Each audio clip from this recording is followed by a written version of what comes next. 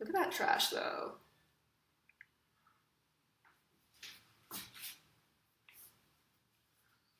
Hey Fruit Bats, it's Freely Banana Girl here. Welcome to another episode. So today's video is an Ask Freely video. So I asked you Fruit Bats to ask me all your burning questions on Facebook. And I got a lot of responses, about 250 questions in like 1 hour. And I wish I could answer them all, but it'd probably take like 10 million hours, okay? So I'm gonna stick to like 5 or 10 of your questions.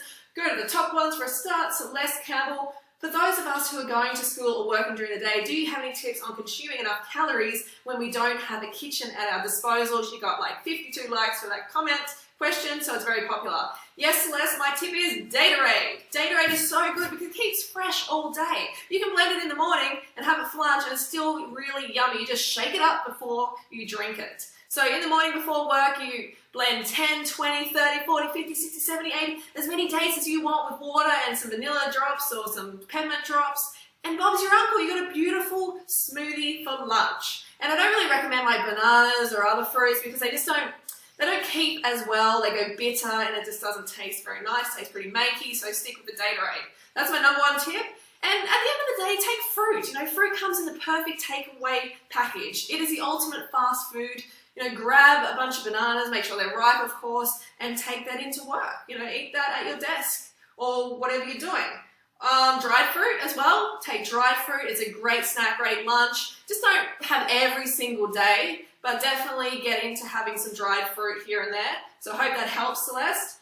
All right, Danny Scarlett has another popular question, 46 likes. What's the story of how Freely met Holly? Yes, that is one that I've been asked quite a bit. And yeah, so we met on a raw food forum back in 2006. You know, I was getting into this lifestyle. I was really excited, just mega excited. And I was like searching for all, you know, raw food forums online. I came across an Australian one and he was on there. He was telling people to calm the fuck up.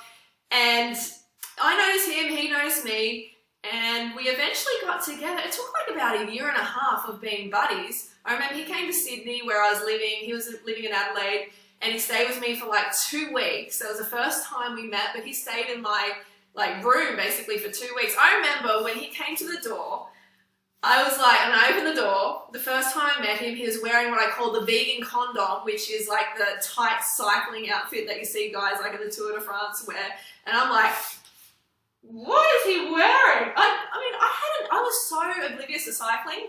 I had not even seen one of these like outfits before. I don't know where my head was, but anyway, I'm like, what is he wearing?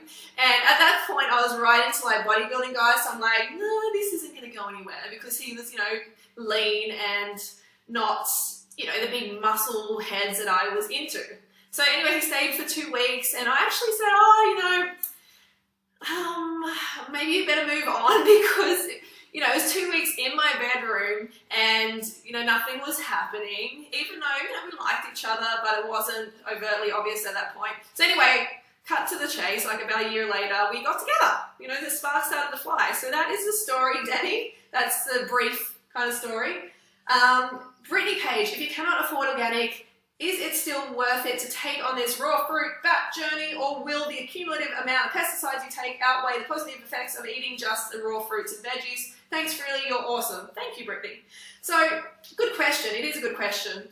What I say in that situation is to trust your taste buds, okay? If the fruit is conventional and it tastes really good, like you'll get in Thailand, it's largely conventional but tastes really good, means that it's not being, you know, hammered with as much pesticides and chemicals and stuff like that. So definitely, you can still do this journey and have conventional fruit, but make sure it tastes good because then you know the nutrient, you know, level is high in it. It's actually healthy for you. If it tastes like crap, then do not have it. It's most likely been hammered to death with pesticides and that's just suicide. So you don't want to get into that. So yes, that is okay. You've got to think of, I mean, like it's definitely, doable having conventional. I mean, I go for organic, okay?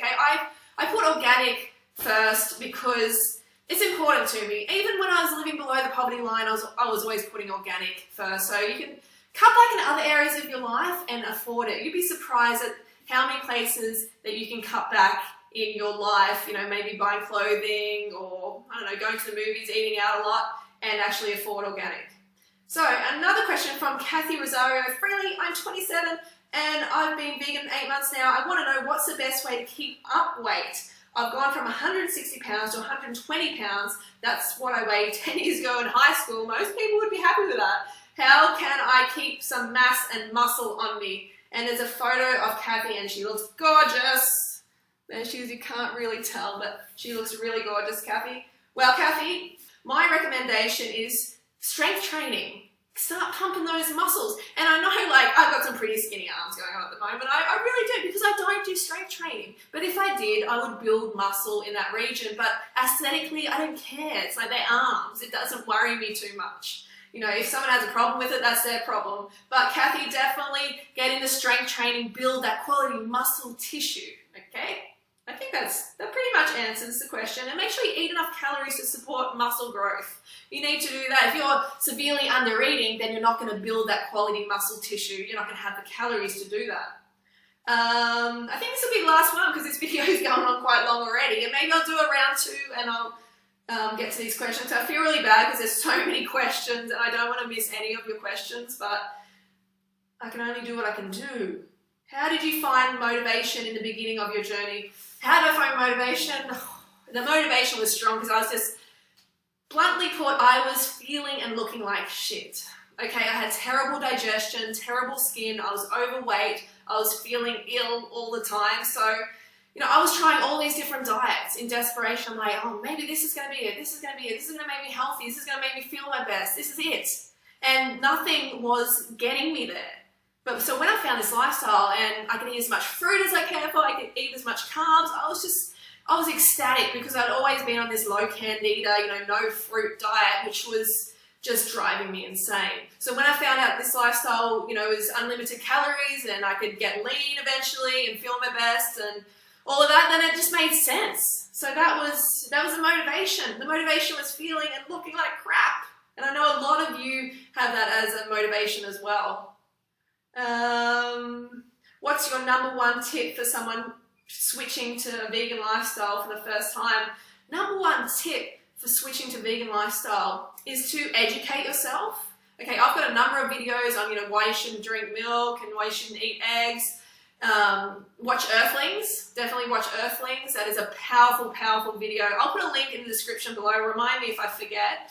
Just really educate yourself on why you're doing this. Because when you stack up the reasons why you should go vegan and stay vegan, then it's easier to stay on board. And of course, carb the fuck up. You gotta carb the fuck up, okay? Because you can have all the conviction in the world, but if you're constantly starving yourself of nutrition, like you're just not eating enough over and over again, you're gonna start to question the lifestyle. You will. It doesn't matter how much conviction you have. This is going. You will start to question the lifestyle. So cut the fuck up, educate yourself, and, you know, find a community around you or form a community, start it. And you'll have support as well. And go to the rawtill4.com forum and start your 30-day journal there daily because there's support in the group. All right, I think that is it for now. I'm sorry I couldn't answer all your questions. I hope that helped. And that's it. I'm going to get on with my day. I hope